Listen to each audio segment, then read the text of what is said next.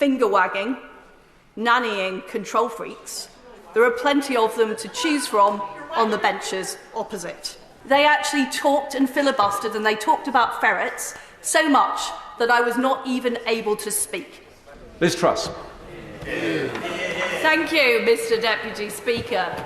I'm not speaking this debate today because I love smoking, although I have voted against every single smoking prohibition since I've been a Member of Parliament. The reason I'm speaking today is I am very concerned that this policy being put forward is emblematic of a technocratic establishment in this country that wants to limit people's freedom. And I think that is a problem. I will not give way to the Honourable Lady. I will not give way. I'll give away exactly as much opportunity as the opposition gave me to talk about my private member's bill, which I'll come on to later in this speech. But the problem is the instinct of this establishment, and which is reflected by a cross-party consensus today in today's chamber, is to believe that the government are better at making decisions for people than people themselves. And I absolutely agree that that is true for the under-18s. It is very important, until people have decision-making capability while they are growing up, that we protect them. But I think the whole idea that we can protect adults from themselves is hugely problematic, and it effectively infantilises people. And that is what has been going on. And what we're seeing not just on tobacco, but also on sugar, also on alcohol, also on meat, a group of people who want to push an agenda which is about limiting people's personal freedom. And I think that is fundamentally wrong. I go out canvassing a lot in my Norfolk constituency, and people raise all kinds of issues with me on the doorstep. They're concerned about immigration. They're concerned about the cost of energy. They're concerned about the rise of China. They want to support Ukraine. Not a single voter has ever said to me, my big concern is adults smoking. So this proposal has not come from people, from our constituents talking to us. It has come from a group of people who, by and large, work in a professional capacity pushing these policies. And I know back when the Right Honourable Member for Suffolk Coastal was Health Secretary, that this proposal was sitting on her desk. So this is not new. And I'm very pleased to say she put the proposal in the bin. But unfortunately, since then, it seems to have been pulled out of the bin and resuscitated. And my real fear is that this is not the final stage that the health police want to push. They are the health police. They are the health police, and people are concerned about this. They want to be able to make their own decisions about what they eat, what they drink, and how they enjoy themselves. And I suggest, if the honourable gentleman doesn't understand that, he starts listening to the public. Now, what I also find extraordinary, Mr. Deputy Speaker, is the fact that almost 4 weeks ago, I put a private member's bill to Parliament to ban the under-18s from being able to access puberty blockers and cross-sex hormones in the private sector and on the National Health Service. Now, what we know is that children have been taking these drugs, and it's had life-changing effects on them. It's prevented them having their own children. It's created problems with their physique and their bodies. It has damaged their health. Not only did the Labour Party not support my private member's bill, Mr. Deputy Speaker, they actually talked and filibustered, and they talked about ferrets so much that I was not even able to speak.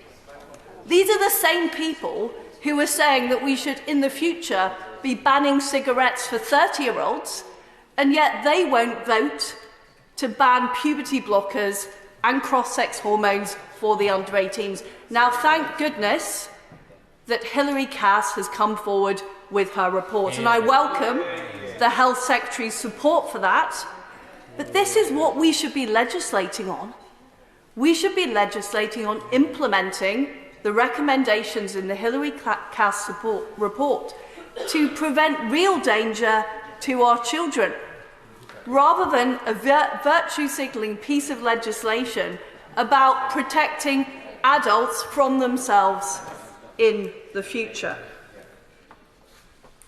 Now, I'm afraid there are too many members of Parliament who have gone along with this orthodoxy. And I'm not surprised that that is the case on the Labour benches and the Liberal Democrat benches. They generally don't support freedom. They believe the government knows best, the state knows best. We understand that. But I am disappointed that a Conservative government is bringing forward this bill. The only other country in the world where such a bill was brought forward was New Zealand, under a very left-wing Prime Minister, and that bill has now been reversed under the new Conservative government in New Zealand. And I have a message for my colleagues on this side of the House. If people want to vote for finger-wagging, nannying control freaks, there are plenty of them to choose from on the benches opposite. And that's the way they will vote. And if people want to have control over their lives, if they want to have freedom, that is why they vote Conservative. And we have to stand by our principles and our ideals, even if it doesn't. No, I'm not giving way to the party opposite that filibustered my bill and stopped us taking action to protect children. That was a disgrace. I will.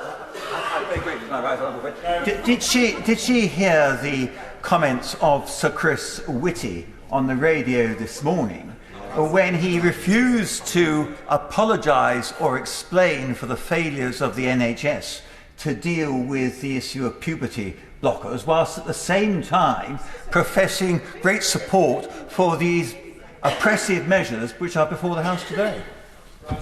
Well, my honourable friend makes absolutely the right point. There are double standards on this debate. My view is it's absolutely right we protect the under-18s from these potential dangers before they have full decision-making capability. But we should allow adults to exercise that freedom. And it seems to me the medical establishment, the National Health Service, and others working in the health industry have unfortunately been captured by this gender ideology that is preventing them from seeing the truth about what is happening. That is why the Cass report is so welcome. If only we'd seen the level of interest from the right honourable gentleman in dealing with the issue of young people and puberty blockers than we had in pursuing his crusade against smoking. He wasn't saying that a few years ago. I'll give way to another question. I was. I thank my right honourable friend for giving way. And as she will know, I was here on the Friday listening to the filibustering and not being able to contribute to the important debate on puberty blockers, which I supported her bill, and I'm very grateful for the Cass report. But in reality, there are some products that are banned for adults, things like cocaine, heroin, and others. So society as a whole has made a choice that some products must be banned for adults as well as children. It's just where you put that line. And in reality, unless you're prepared to say, you said that people should be able to do whatever they want with the adults, but in actual fact, unless you want to liberalise laws on drugs and allow people to have cocaine and heroin and everything else, which maybe you do, then there has to be a line drawn somewhere, and it's just a case of where you put it. Well, I think I certainly don't support the liberalisation of those drugs. Because what we know is that people who become addicted to heroin and cocaine are a huge danger to other people, to their families. It destroys society. That is not the level of danger that tobacco poses. And I think those are very, very different scenarios. Mr. Deputy Speaker, I will come to my conclusion because I know there are a lot of people that want to speak in this debate. What I am asking here is that people don't just follow the instructions of the health lobby. We've heard about what the Chief Medical Officer is saying. I know from being a government minister that there are often schemes pushed by officials and civil servants because fundamentally there is a belief that government knows best. What I want members of Parliament to do is to think about this and think not just about what happens if we ban smoking for people who are over the age of 18. What will the implications be for shopkeepers who have to identify people as to whether they're the right age? Will it mean that people have to carry ID with them into their 40s when they're going to the shops? What are the practical implications of this? And I think it's a very, very dangerous precedent that we start saying some adults can have the freedom to smoke and some can't. That is a fundamental problem. It's fundamentally unconservative, it's unliberal, and I will not be supporting this bill.